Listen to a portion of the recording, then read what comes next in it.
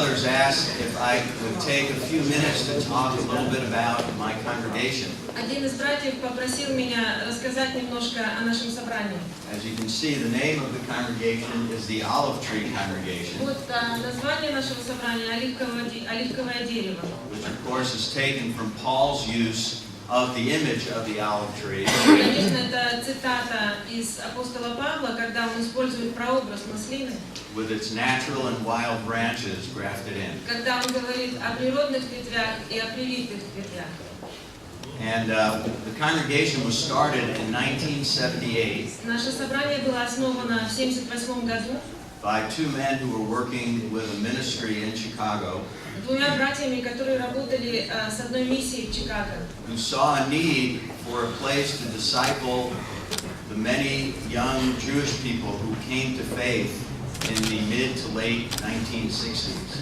которые обнаружили такую нужду, что еврейским верующим, молодым, которые уверовали в конце 60-х годов, нужно было общение и учение. The reason they felt the need for this kind of a place was that so many of us who had come to faith in Jesus felt like a fish out of water. Многие из нас, кто уверовал тогда, из евреев, которые уверовал тогда, мы чувствовали себя как рыба без воды, поэтому нам нужно было место какое-то, собрание. So their vision was to have a community where Jewish people would feel comfortable coming to worship and learn about Messiah И у них Jesus. было видение такой общины, куда евреи верующие могли бы прийти и учиться больше познавать об Иисусе, о Мессии. But that would also welcome and embrace as part of the community non-Jewish people. Но что кроме евреев, чтобы тогда туда могли прийти и верующие, не евреи. And so our motto Поэтому наш лозунг is Jews and Gentiles sharing new life in Messiah. это вот евреи и язычники вместе в новой жизни в Мессии. Because we want to make it clear to people that although we are Jewish in the way we express ourselves, Потому что мы хотели ясно объяснить людям, что несмотря на то, что мы евреи, проявляем себя, может быть, как-то в еврейских традициях, we are part of the body of Messiah made up of Jews and Gentiles. но мы в теле Христа, и тело Христа состоит из евреев и язычников. I have been serving the congregation since 1987. Я служу в этом собрании с 1987 года. The congregation currently, the weekly attendance is about 110 adults. Сейчас где-то каждую субботу к нам приходят 110 взрослых. And another 30 or 40 children. И еще 30-40 детей. And the congregation is about 40% Jewish И собрание примерно, евреев там примерно 40%, and 60% non-Jewish. и 60% не евреев. Our members are Jewish and Gentile, we make no distinction. Членство у нас для всех, то есть евреи и не евреи. Our elders are Jewish and Gentile, we make no distinction. Диаконы тоже мы не различаем, там есть и евреи, и не евреи вместе. But we share a commitment to living in a way that glorifies God by pointing to His faithfulness in His promises to Israel. Для нас главное, чтобы это был посвященный человек, жизнь которого указывает на Мессию и на нашу веру. So if you were to come to a service on Saturday morning, there would be some things that would be new and different to you. Поэтому, если бы вы пришли к нам в собрание в субботу утром, кое-что было бы для вас новым, And many things that would be familiar to you. но многое было бы знакомым. Because we sing a combination of Messianic Jewish music Потому что, когда мы прославляем Бога, мы поем и еврейские, и мессианские песни, contemporary Christian music, современные христианские песни, and an occasional hymn. и даже псалмы. So we are, by doctrine, the easiest way to explain us would be that we are basically Baptist in our doctrine. То есть, что касается богословия, наверное, проще всего было бы объяснить, что наше богословие близко к баптистскому богословию. Messianic Jewish congregations fall on a spectrum Потому что еврейские и мессианские собрания, они есть целый спектр. from very, very Jewish, religiously observant, От очень-очень еврейских таких религиозных собраний to much less observant. до собраний, которые гораздо меньше придерживаются Писания, Торы. So we jokingly sometimes refer to the Olive Tree congregation as B'nai First Baptist. И мы иногда в шутку говорим, там первое слово на иврите означает сыны, как бы сыны Первой Баптистской церкви. So when you are in the United States and in the Chicago area, you are welcome to join us. Если вы когда-то будете в Соединенных Штатах, и особенно в Чикаго, то вы, пожалуйста, загляните к нам. When we began meeting in 1978, we rented. Когда мы начали собираться там впервые, мы в аренду снимали помещение в 1978 году. And from 1978 all the way until 2011, we rented from different churches. С 1978 года по 2011 год у нас не было своего здания, мы снимали помещения в разных церквях. And in 2011, God blessed us with a home of our own. А в 2011 году Господь благословил нас собственным зданием. This is the outside of our facility. Это внешне так выглядит наше здание. This building was actually a church. Это здание раньше было церковью. And it's really the perfect kind of building for a congregation like ours. И для нас это идеальное здание. Because it doesn't really look much like a church. Потому что оно внешне не очень похоже на церковь. In fact, the architect who designed it И архитектор, который сделал дизайн этого здания, designed the sanctuary with the tabernacle in mind. разработал вот этот главный зал, он думал о ковчеге завета. And so we've done a lot of work in the sanctuary. The Lord has been very faithful. О ковчеге собрания. То есть, когда мы здесь начали собираться, мы поняли, что Господь верен. The central part of the sanctuary, this area here, В центре вот здесь, видите, is the ark это ковчег.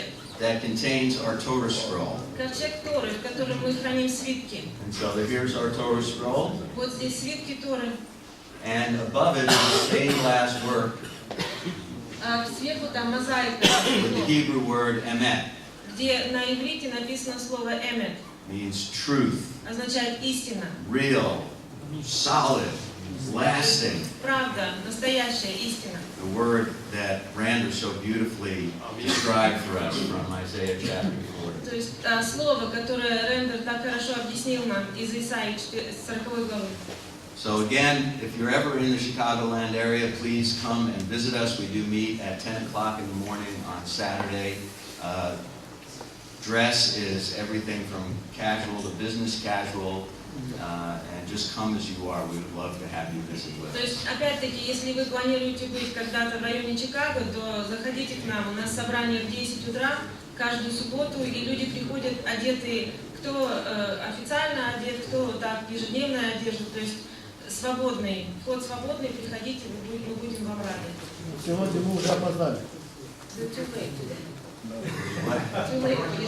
No, it's not started yet. Нет, еще не началось. Tim Sigler is probably just waking up to finish his sermon. Человек, который его замещает сегодня, наверное, только просыпается и будет работать еще над своей проповедью.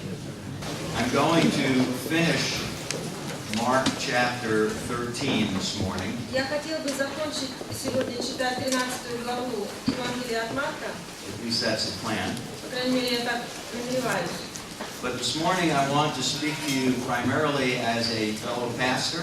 Но я хотел бы поговорить с вами как такой же пастырь, как и вы, Because I see in these closing verses a challenge that is particularly important for those of us who are leading God's flock. потому что в этих последних стихах, заключительных стихах этой главы, я вижу вызов, который очень важен для нас, как лидеров наших общин. Before I became a believer in Jesus, I was a ski bum. До того, как я уверовала в Иисуса, я увлекался лыжами. I loved skiing, Я очень любил кататься на лыжах. and later in my life as a married man, I would occasionally get to go skiing.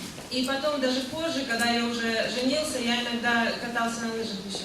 I had an opportunity to go to Colorado У меня была возможность ездить в Колорадо, to ski with some friends. кататься там с друзьями на лыжах.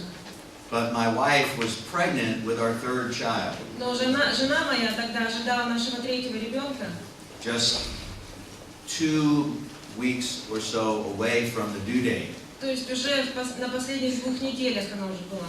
So we were concerned that nothing happened while I was gone. И, естественно, я переживал, чтобы ничего не произошло, пока меня нет. And so I brought with me a pager. И я пейджер с собой взял. Who's old enough to remember what a Кто pager помнит, is? что это такое? Pre-cell phone way of То communicating. есть до мобильных телефонов. And so we did everything we could to prepare for Cynthia's the coming birth. То есть мы сделали все возможное, чтобы подготовиться к родам. We prepared the nursery. Мы комнату подготовили для ребенка. We cleaned and fixed up an old crib. Мы достали старую кроватку детскую, подготовили ее. We packed a bag for the hospital. Упаковали сумку, которую в больницу взять с собой. Cynthia was very tuned in to what was going on in her body. И моя жена Синтия, конечно, очень хорошо знала, что происходило в ее организме. If you haven't figured it out, Cynthia is my wife. То есть это моя жена, ее зовут Синтия. And she had to distinguish between false labor pains И она, конечно, должна была распознать, или это ложные какие-то боли, and the onset of real labor. или это уже настоящие боли. Why did we do all of this? Почему мы готовились к этому всему? Because we wanted to be ready. Потому что мы хотели быть готовыми. We wanted to be prepared for the arrival of our child. Хотели быть готовыми к появлению нашего ребенка. The final verses of Mark 13 have a similar theme. И вот заключительные стихи 13 главы послания от Марка, там похожая тема. Mark has brought us right up to the last several days of Yeshua's ministry. То есть Марк говорит уже о последних днях служения Иисуса на земле. He knew what lay ahead. Он знал, что произойдет в будущем. He knew his death, burial, and resurrection was coming. Он знал, что Иисус знал, что наступит его смерть и что он воскреснет. He knew he would be leaving to sit on his throne in heaven. Он знал, что скоро ему предстоит уйти и воссесть на троне. He knew what was to come, Он знал, что произойдет. not only in the coming days, but in the coming years. Не только в ближайшие дни, но и в последующие года. And he wanted his disciples to be ready for his return. И он хотел, чтобы его ученики были готовы к его возвращению. Rob did a wonderful job helping us understand many of the events that would come before Messiah's return. Роб очень замечательно потрудился вчера, помог нам понять те события, которые произойдут перед вторым пришествием. And remember what Rob said. Помните, что он сказал? Jesus is telling us about these events, Что Иисус говорит нам об этих событиях. but his emphasis is on our preparation to live today. Но он подчеркивает нашу готовность к жизни сегодня. That's why he's telling his disciples what will come in the future, Поэтому он говорит своим ученикам о том, что произойдет в будущем. so that they know how to live in the present. Для того, чтобы они знали, как жить в настоящем.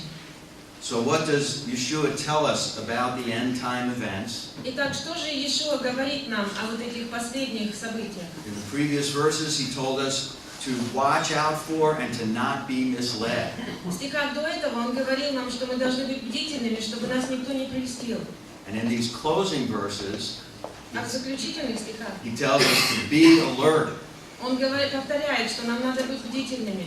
to be alert. Быть бдительными. And he gives us 3 motivations to help us and help our flocks stay alert. И он говорит нам, дает нам 3 причины, по которым нам надо быть готовыми и чему надо научить свою общину. So I am going to recover a few of the verses that Rob covered yesterday. То есть я немножко вернусь назад и повторю несколько из тех стихов, которые вчера прочитал Роб. I told him he got it all wrong, Я ему сказал, что он был неправ and вчера. I now needed to fix it. И мне теперь надо все исправить.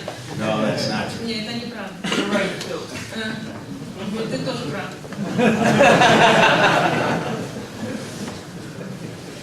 But I see these verses fitting together, so I asked Rob if it would be okay if I reviewed some of the material he had already covered. Но я просто считаю, что эти стихи очень совпадают под эту тему и попросил у него разрешения And he graciously said yes. их прочитать, и он согласился. So the first thing I want us to look at comes from Mark chapter 13, verses 24 to 27. 13 глава Евангелия от Марка, стихи с 24 по 37. And the first motivation Jesus gives us for staying alert is the best is yet to come. Первая мотивация для того, чтобы мы были бдительными, это что Иисус говорит, что лучшее еще впереди. When my wife was pregnant, we knew that at the end of the pregnancy cycle, that which we hoped for would eventually and finally come to pass. Когда моя жена была беременна, мы, конечно же, ожидали того, что произойдет после этой беременности, то есть рождения. And Jesus reminds his disciples of the very same thing. Иисус напоминает своим ученикам о подобной же ситуации. If you remember, the context of verses 24 and following are the previous verses where Jesus tells us about the great tribulation. Если вы помните контекст вот этих стихов, которые мы будем читать с 24 и далее, Verses 19 and 20. стихи немножко до этого говорят о великой скорби, например, 19 и 20. Go ahead. 19 и 20. «Ибо в те дни будет такая скорбь, какой не было от начала творения, которое сотворил Бог, даже до ныне, и не будет. И если бы Господь не сократил тех дней, то не спаслась бы никакая плоть. Но ради избранных, которых Он избрал, сократил те дни». In verse 20, he says, if God had not shortened those days, То есть в 20 стихе сказано, что если бы Господь не сократил эти дни, and so how did God shorten those days? как Он их сократил? He shortens them with Messiah's return. Он их сокращает вот этим вторым пришествием Иисуса, Мессии. So after those previous verses where he talks about this very dark time, he says in verse 24, but in those days, То есть после вот этих вот тяжелых времен, после великой скорби, которая здесь описывается, в 24 стихе сказано, но в те дни, and the word translated in English, but, и, то есть сказано, но в те дни, translates a Greek word that we refer to as a very strong adversative. это после перевод греческого слова, который очень, смысл такой имеет очень сильный. So it's a contrast that he's going to draw. Противоречие, которое здесь обнаружено.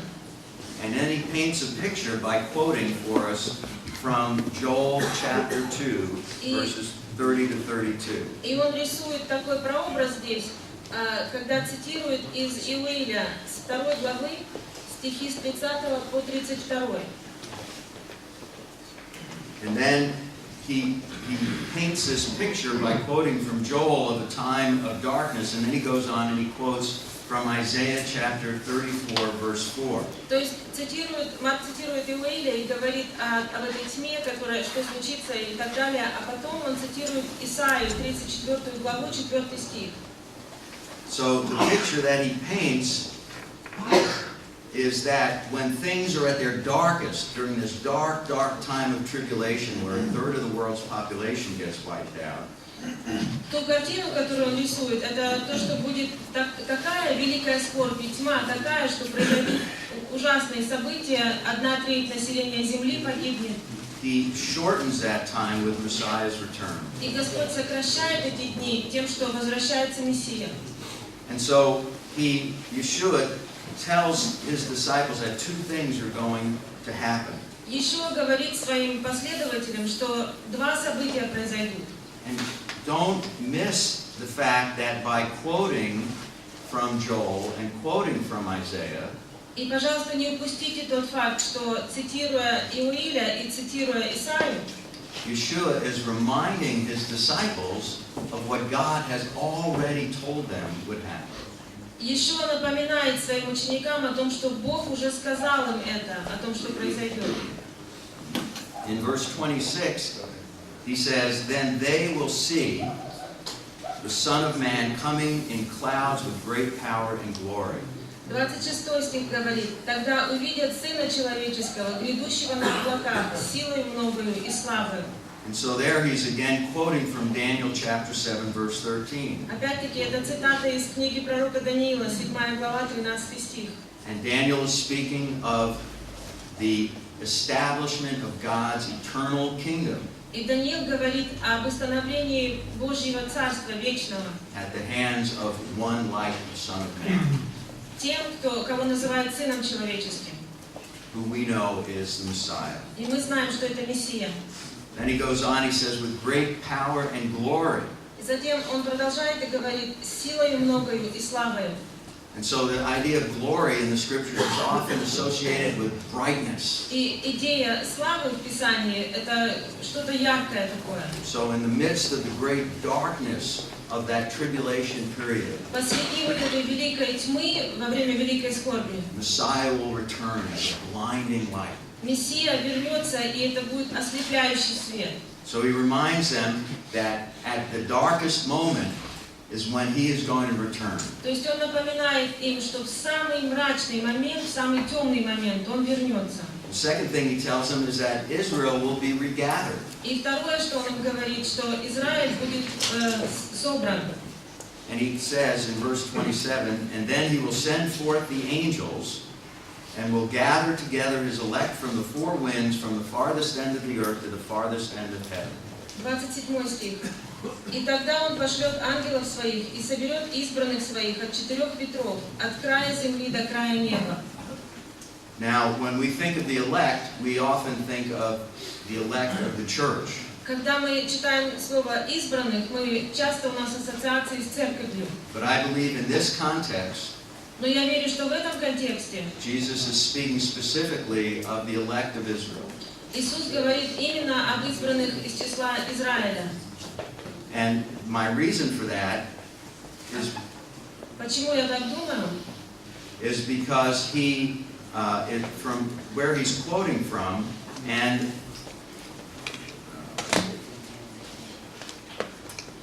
when he talks about gathering them from the farthest end of the earth to the farthest end of heaven, Когда он говорит о собрании их от края земли до края неба, he's making an allusion to Zechariah chapter 2, он имеет в виду Захарию, 2 глава, verses 6 to 13, с 6 по 13 стихи, which, if we read, we see is a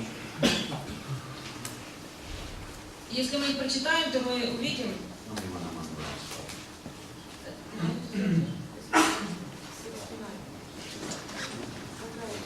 Oh, right. Sorry.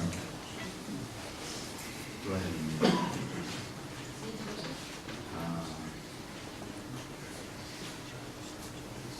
You know what? I'm not going to take the time to read the verses right now. Я не буду читать все стихи сейчас. But you can make a note of this, because in these verses, God is speaking about a future, thorough regathering of Israel. Но я скажу вам, что в этих стихах описано будущее собрание Израиля, полное. And he uses the phrase "from the four winds" И он использует там фразу «от четырех ветров». to refer to the degree that he had scattered Israel. То есть имеется в виду, что насколько рассеян Израиль, еврейский народ.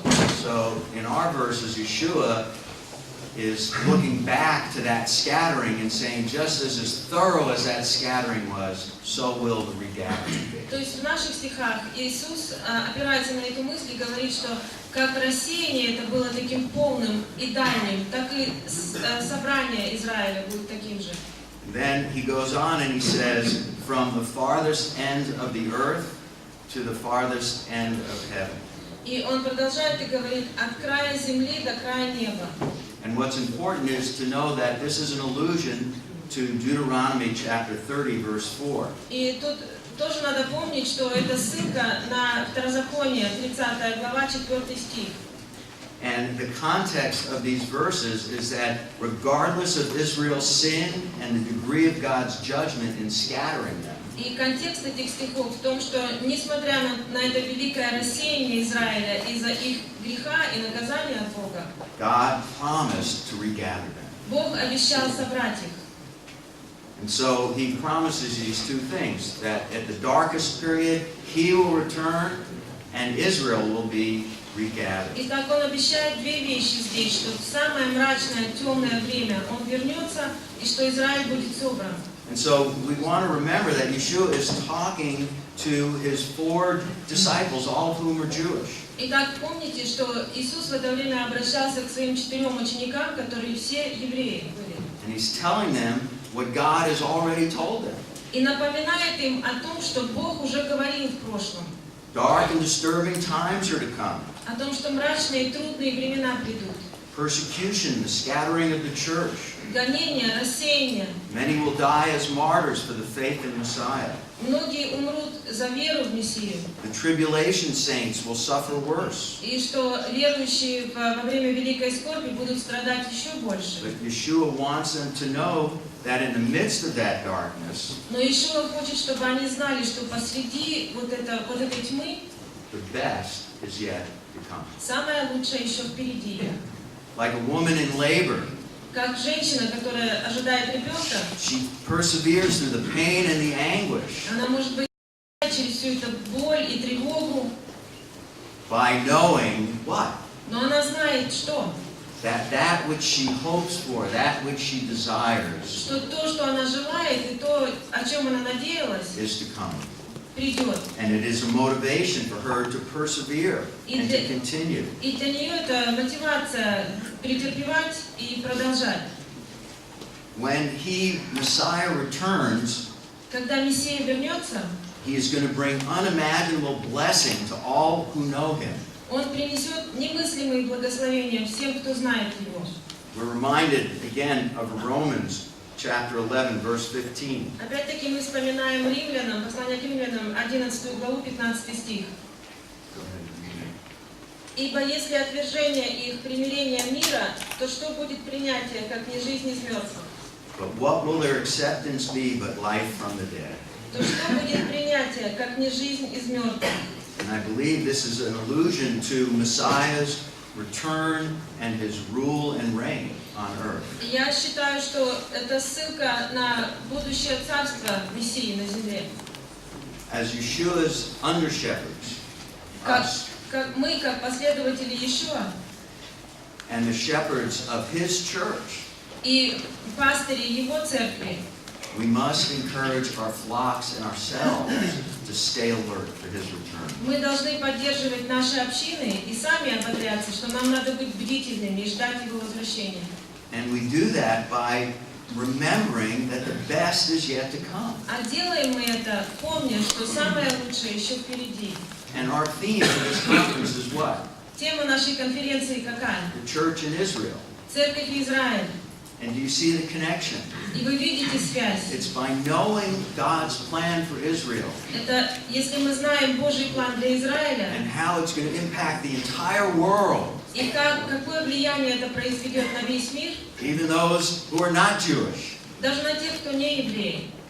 We are reminded that the best is yet to come. Мы помним, что лучшее еще впереди. So, when our people are tempted to live only for this world, Поэтому, когда наши люди живут только для этого мира, it makes them spiritually sleepy. то они как бы засыпают духовно. Jesus told us you can't serve God and money.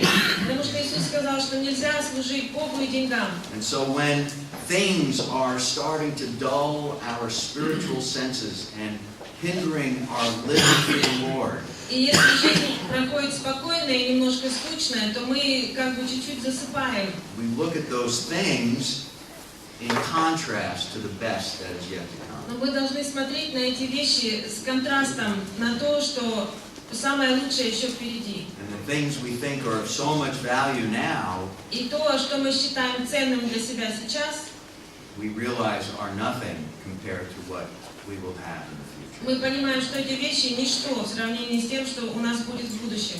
But it's not only when we are facing abundance that we become spiritually sleepy. Но мы духовно засыпаем не только тогда, когда у нас все благополучно, It's also when we suffer loss and want. но и когда мы переживаем потерю какую-то или недостаток.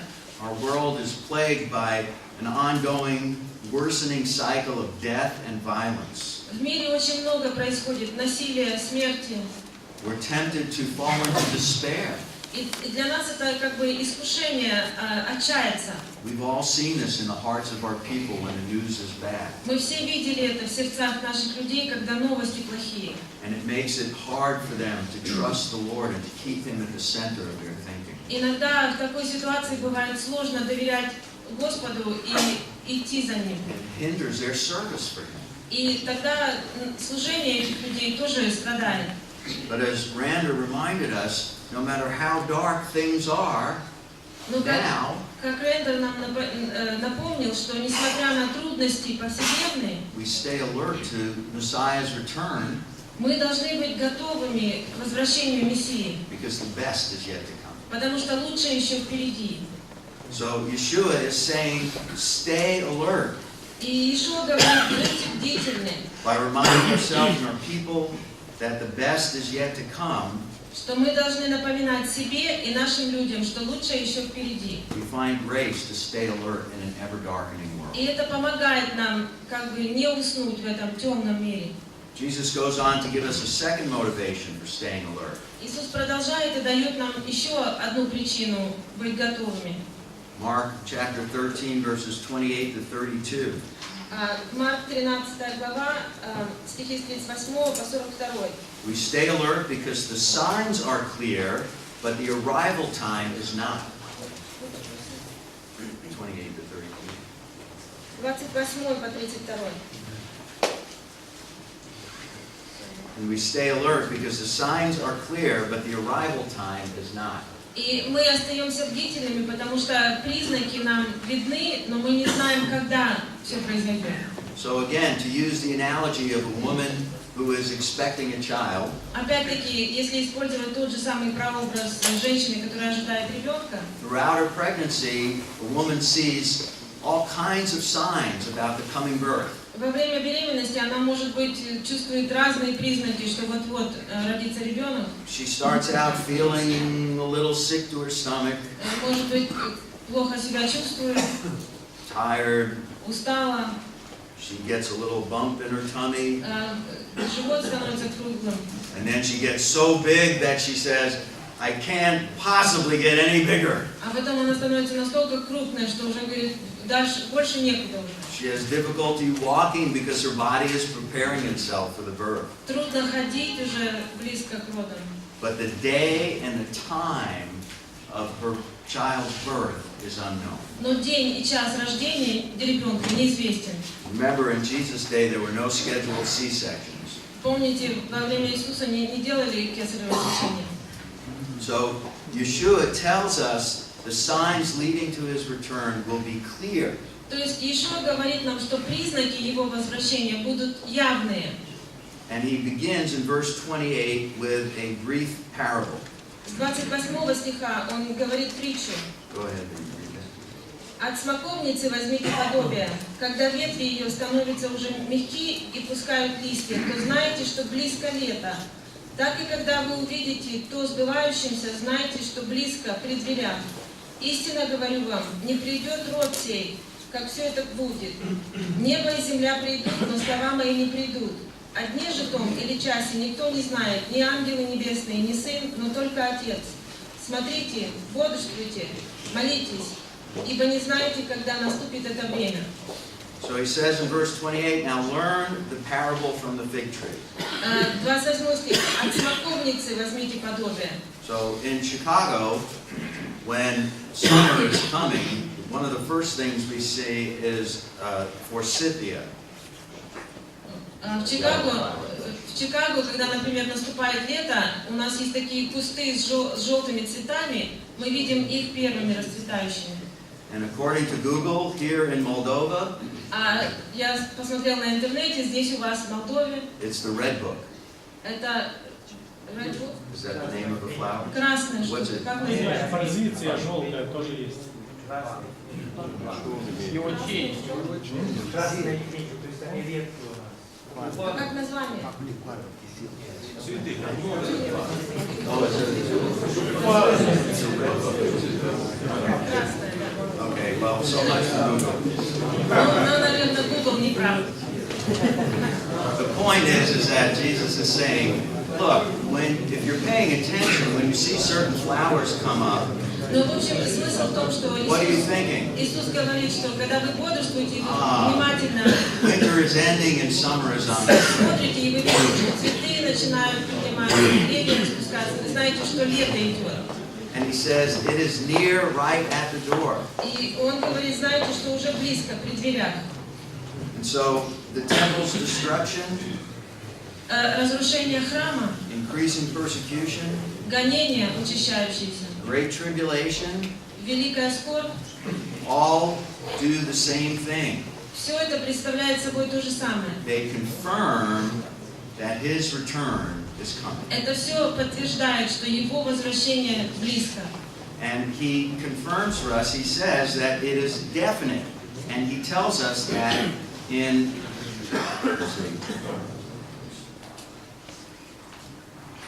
verse 30. И он подтверждает это и говорит нам, что это все точно произойдет в 30 стихе. And go ahead and read again, 32. «Истинно говорю вам, не придет род сей, как все это будет. Небо и земля придут, но слова мои не придут. О дне же том и часе никто не знает, и ни ангелы небесные, ни Сын, но только Отец». So he reminds us that it's clear when you see the signs are there to remind us what's coming. Опять-таки он напоминает нам, что когда мы увидим эти признаки, они будут явными, и мы должны помнить, что что-то произойдет скоро. And then he again confirms to his disciples that it is absolutely going to happen. И подтверждает это своим ученикам и говорит: «Истинно говорю». In chapter 13, verse 30, he says, this generation will not pass away until all these things take place. В 30 стихе сказано: «Не придет род сей, как все это будет».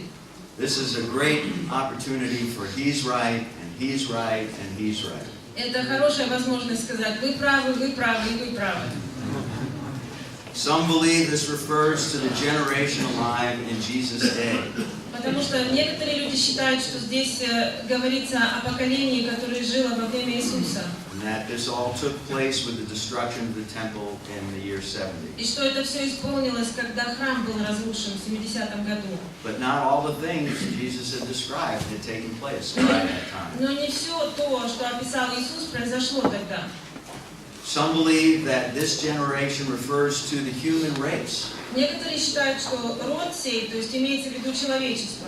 For instance, in Mark chapter 8, verse 38, Например, у Марка в 8 главе 38 стих: whoever is ashamed of me in this adulterous generation, «Кто постыдится меня и моих слов в роде сем прелюбодейном и грешном».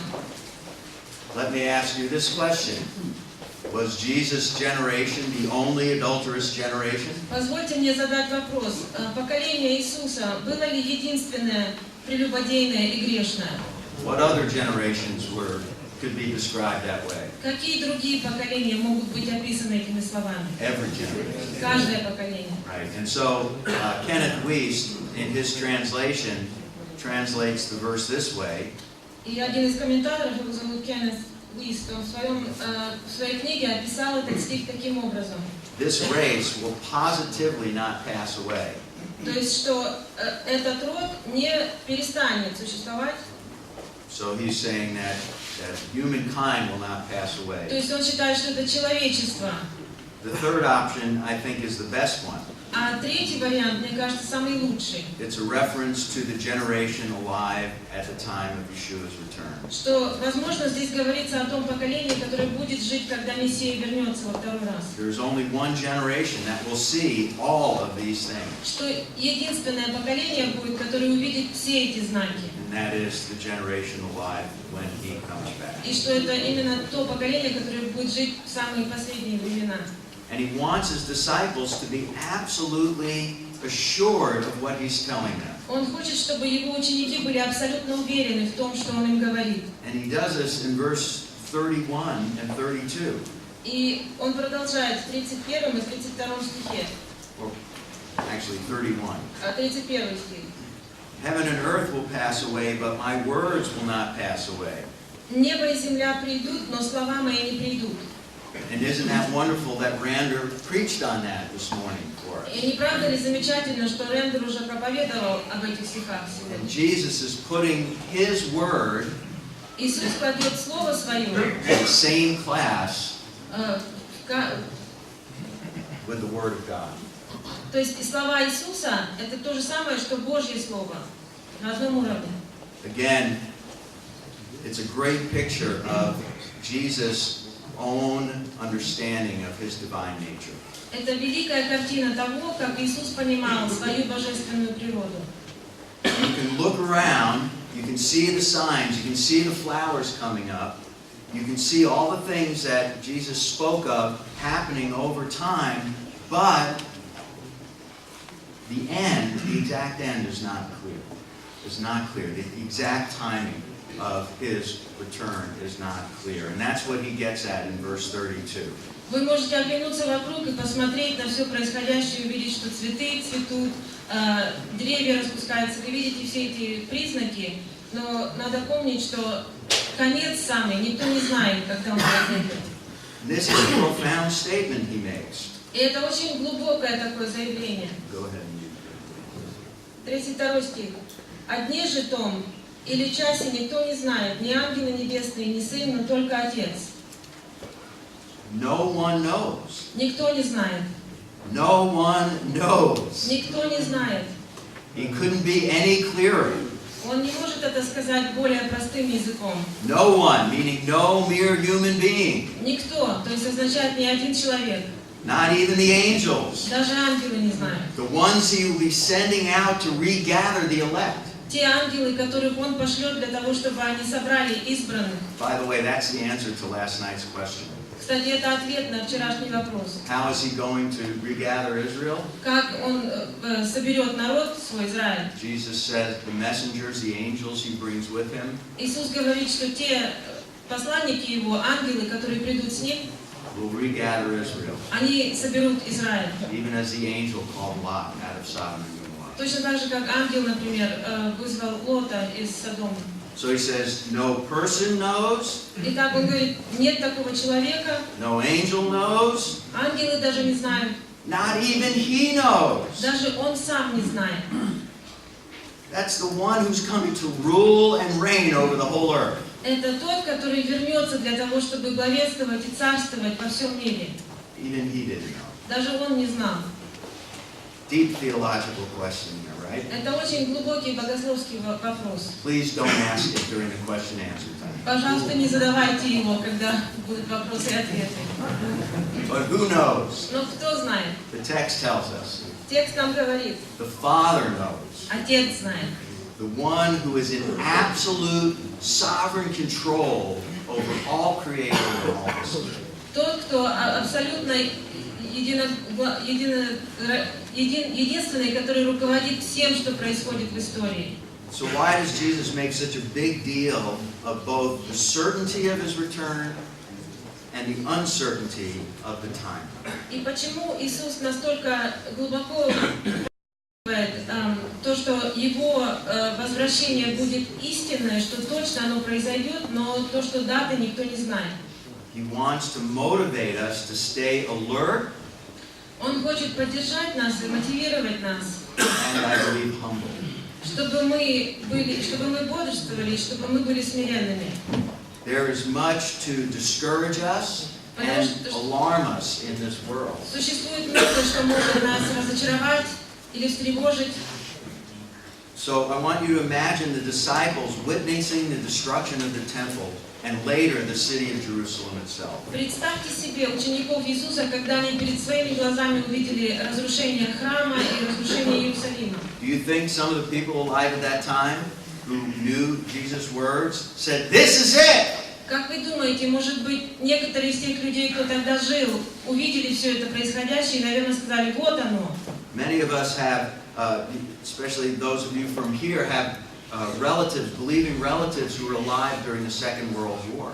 У вас здесь наверняка есть родственники, которые пережили Вторую мировую войну, здесь верующие люди. and they saw this war consuming the entire planet. и которые наблюдали за этой ужасной войной, которая распространилась по всей планете. They began to become aware of the Jewish people suffering what we know today as the Holocaust. И когда происходил Холокост, и страдания еврейского народа, Surely they were thinking, must be the Great Tribulation. я уверен, что многие из них тоже, наверное, думали, что вот великая скорбь, This is it!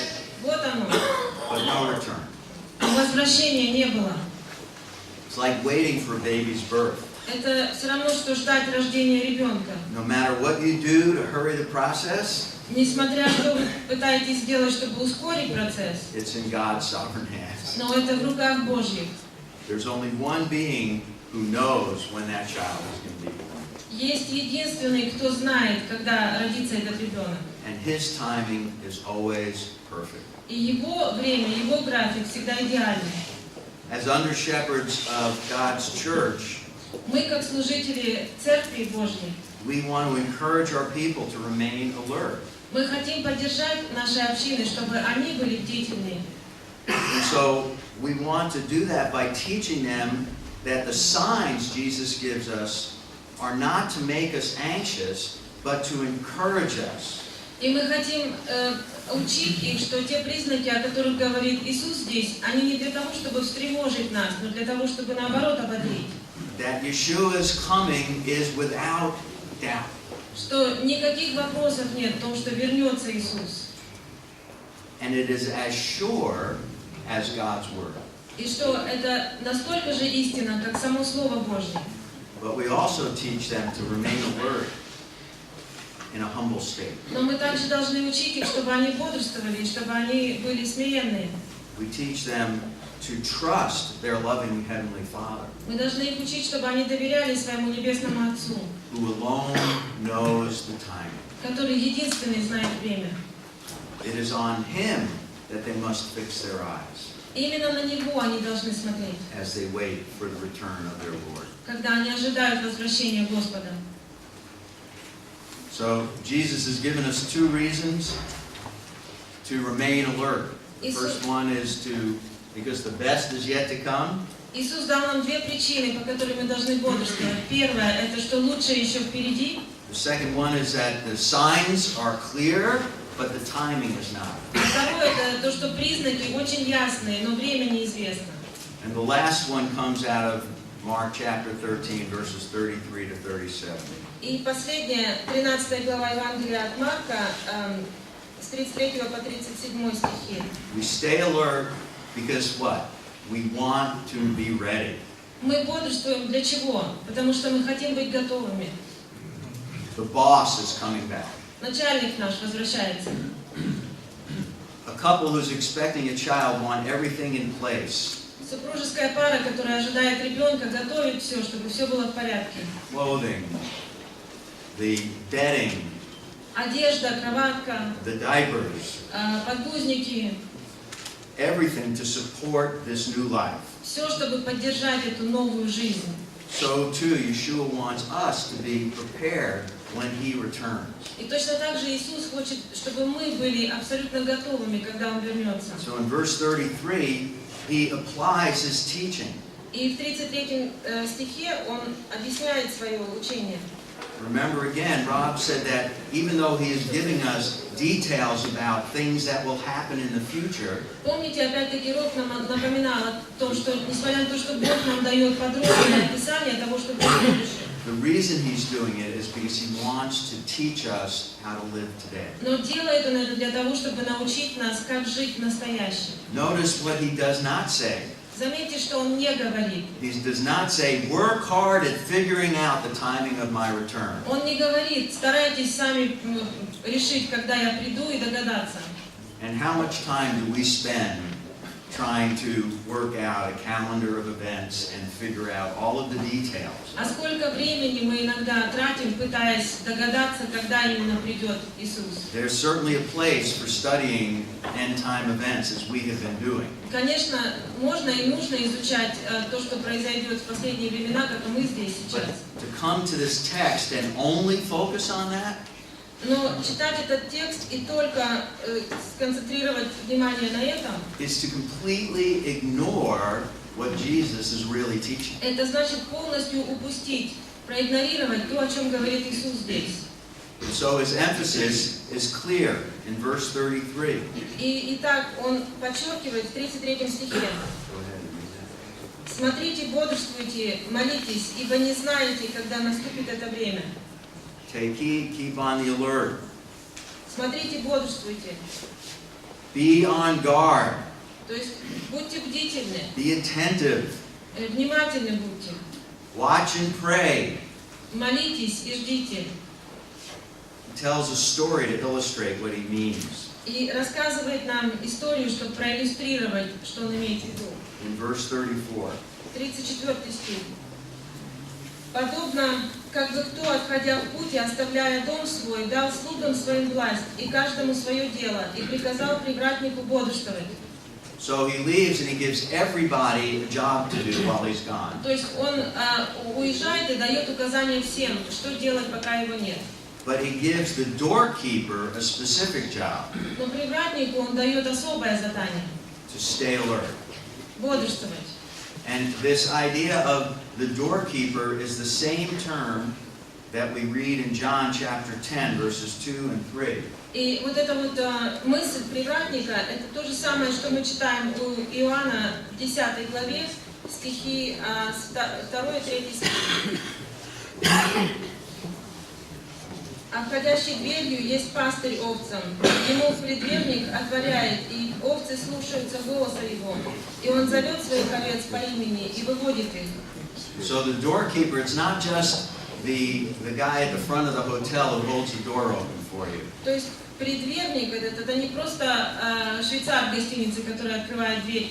This is the person who is responsible for what gets into the household. Это человек, на котором лежит ответственность о том, кто и что войдет в этот дом. What has access to the flock. Кто может попасть к стаду. And so he is saying, he's saying to the disciples, I believe, that you are, in a sense, the doorkeepers of the flock I'm going to leave you with. И он говорит своим ученикам, что вы и есть эти вот привратники, я оставляю свое стадо Stay alert, stay awake. с вами, и я вам говорю, бодрствуйте, Don't fall asleep. не засыпайте. And again, this word to stay alert, it's used in chapter 14 И опять это слово будет бодрствуйте используется в 14 главе, when he is speaking to his disciples in the Garden of Gethsemane. когда он говорит со своими учениками в Гефсиманском саду. And he says to them, stay alert, stay awake and watch И он говорит им, бодрствуйте and pray. и молитесь. And why is it this emphasis? Why does he insist on staying alert? Почему он настаивает на том, чтобы мы бодрствовали? In verse 35, he tells us, В 35 стихе он объясняет. «Итак, бодрствуйте, ибо не знаете, когда придет хозяин дома, вечером или в полночь, или в пение петухов, или поутру».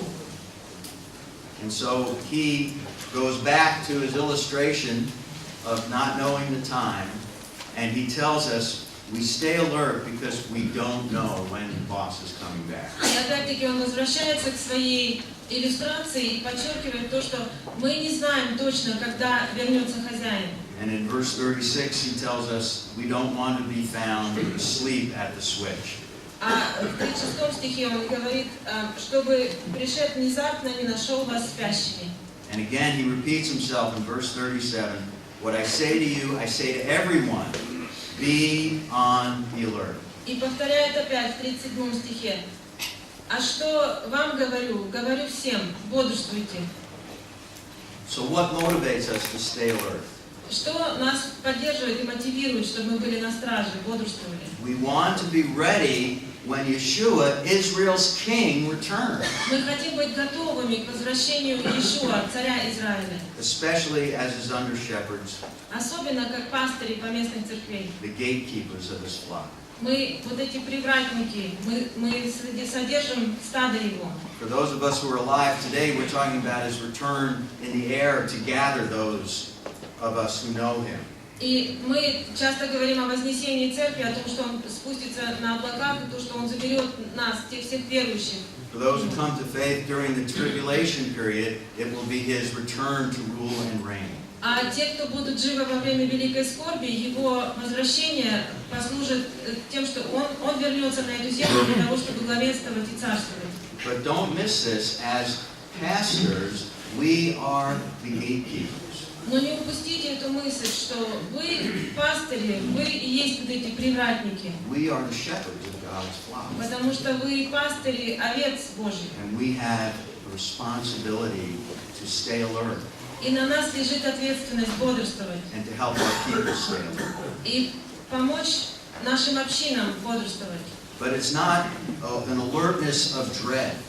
Но здесь не имеется в виду бодрствовать и бояться чего-то.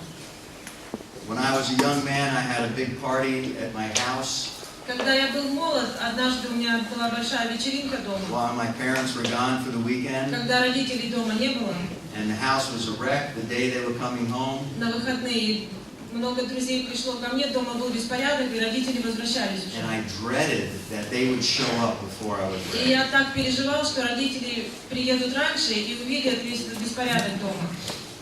Jesus doesn't want us to have that kind of alertness. Иисус не хочет, чтобы мы вот так вот бодрствовали. He wants us to have an alertness of delight. Он хочет, чтобы мы бодрствовали с восторгом.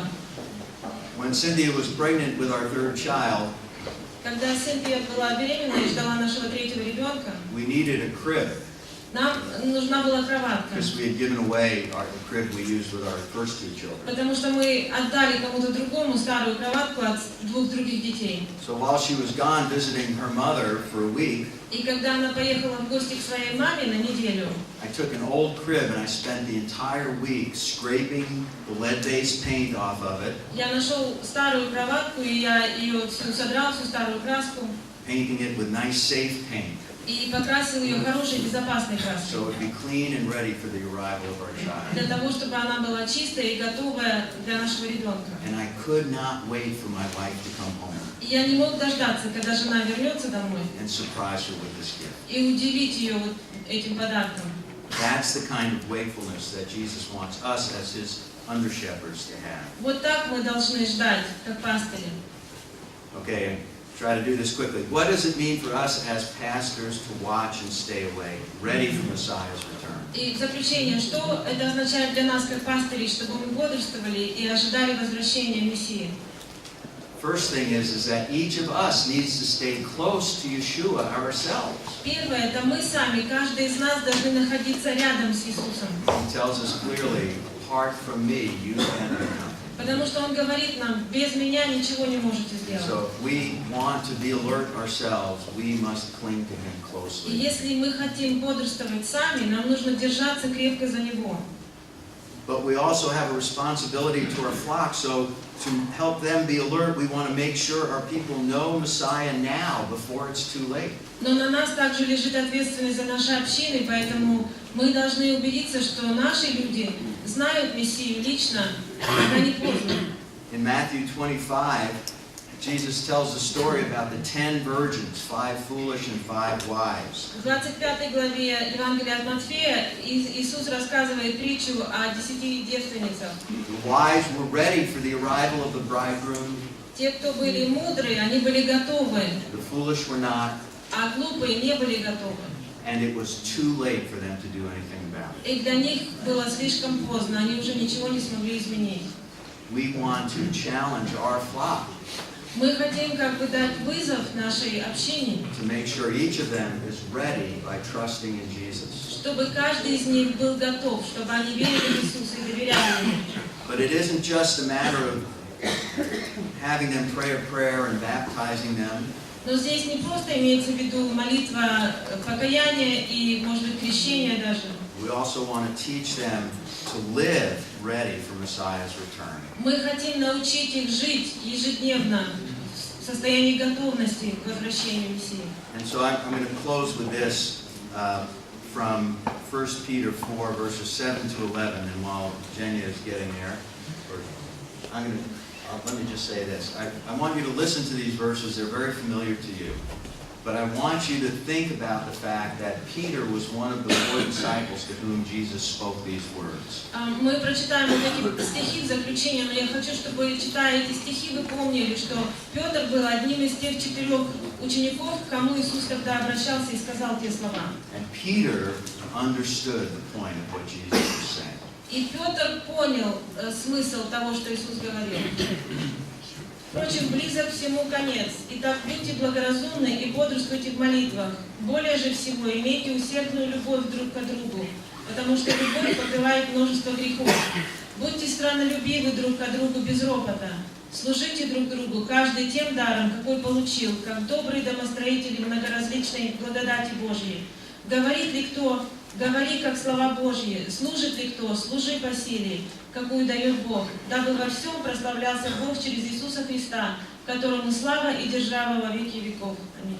Amen. Amen. And of course, the Apostle Paul teaches us the same thing in Romans chapter 12. И Павел тоже говорит то же самое в 12 главе послания к Римлянам. So what does Jesus tell us about the end times events? Что Иисус говорит нам о событиях последних времен? Stay alert. Будьте бдительны. The best is yet to come. Самое лучшее еще впереди. The signs are clear, but the exact time is not. Признаки ясные, но время точное неизвестно. And he wants us and our flocks to be ready for his return. И Он хочет, чтобы мы и общины наши были готовы к Его возвращению. Amen.